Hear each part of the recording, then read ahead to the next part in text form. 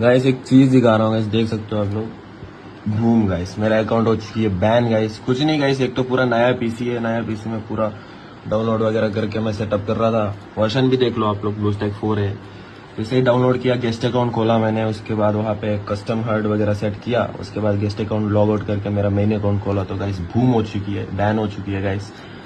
Free fire वाले को video और सब कुछ मैसेज सब कुछ भेज चुका हूँ। अगर अनबैन होती है तो ठीक है गाइस, अगर नहीं अनबैन होता है तो गाइस फिर मैं ये गेम कभी खेलने वाला नहीं हूँ, क्योंकि मेरे को पता है इसमें कभी मैंने गलत चीज़ें यूज़ नहीं करा है।